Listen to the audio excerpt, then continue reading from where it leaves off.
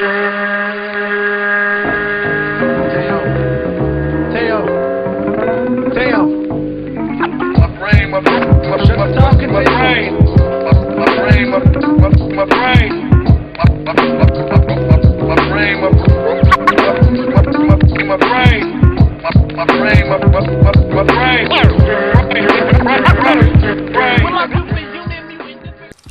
up, bitches? It's the MisanthropikOne, aka 7th Sovereign, and I'm back up in this bitch for another rant/review.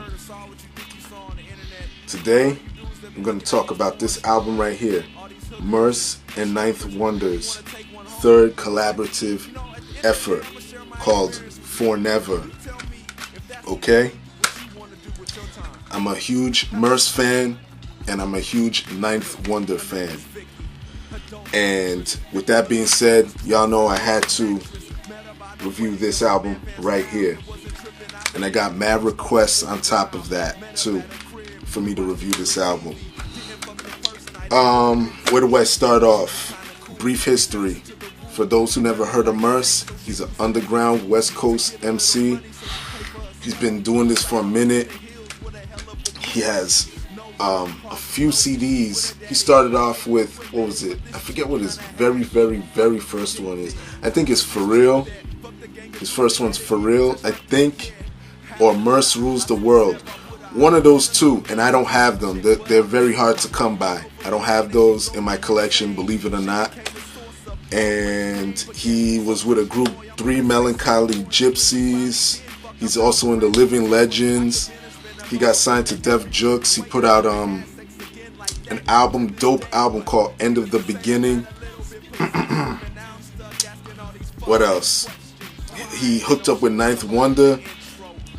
He put out a critically acclaimed album called 3/16th, the 9th edition. 3/16, the 9th edition, not 3/16th, excuse me, but 3/16, the 9th edition.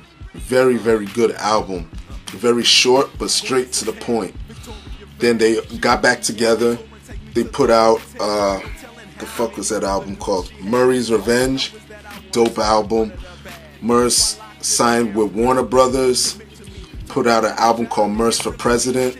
Another dope album. And then MURS and 9th Wonder put out a mixtape called Sweet Lord. It was a downloadable mixtape. It was for free. I never got my hands on that. In fact, after I'm done reviewing this shit, I'm gonna go download that shit. And then they got back together, put this shit out. Went to that. 9th Wonder, y'all know who he is. I mean, he was in the group Little Brother, produced just classic material with those dudes. He's also a member of the Justice League. You know, he branched out away from the 2 MCs from Little Brother, and he's basically, you know, blowing up as a producer, and he's one of the illest fucking producers in the game. And with that being said, let me jump into this real quick.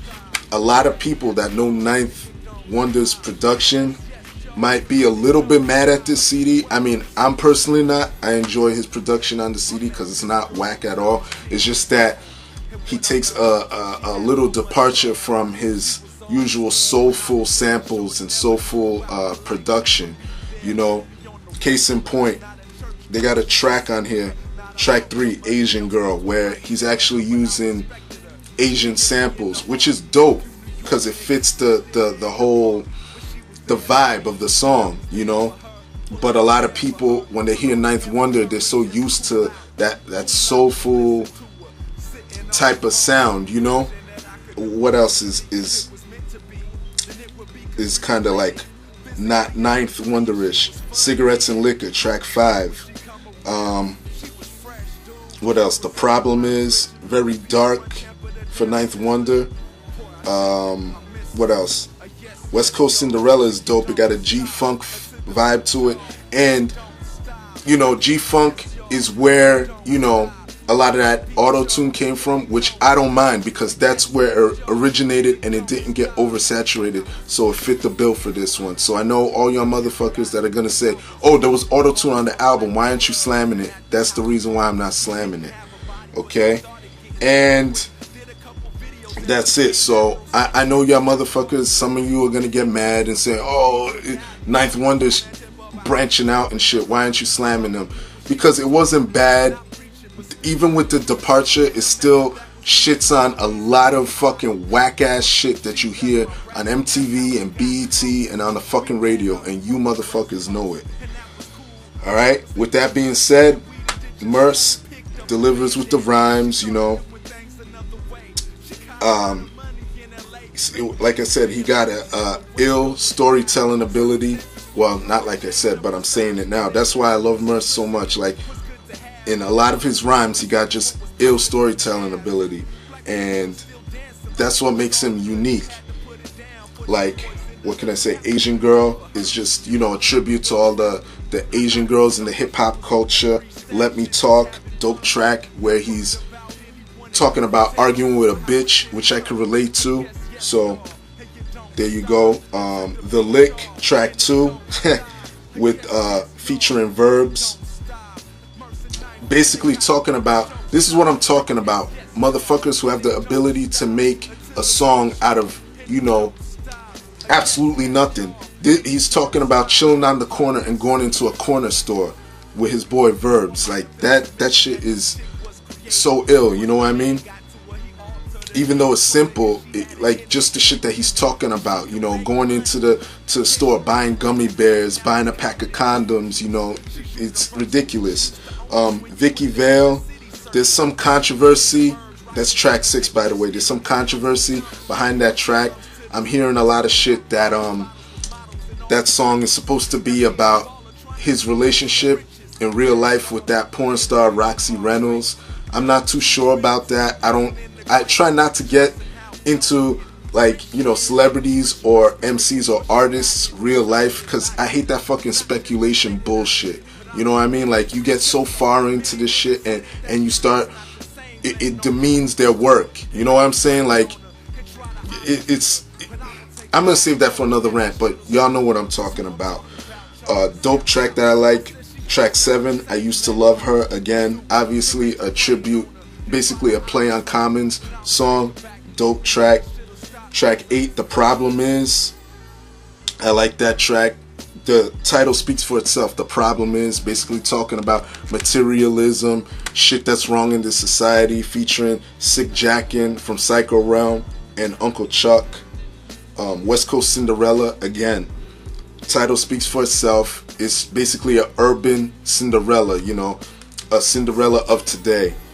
And Live from Roscoe's is just a perfect track to end the CD, because it got Corrupt on it, and Corrupt is on the first track, Fornever. So Live from Roscoe's just got a West Coast vibe, you know, just life on the West Coast, eating, chilling, whatever, because there's a chill vibe on the West Coast. And I don't know if I've ever said this in my videos, but it seems like hip-hop on the West Coast is way more diverse than it is in the Mecca. You know what I'm saying? Like, right over there in New York. I'm from Jersey, and it's just like all them dudes on the West Coast got a diverse society over there. But again, that's for another rant. My rating of this is an 8 to 8.5.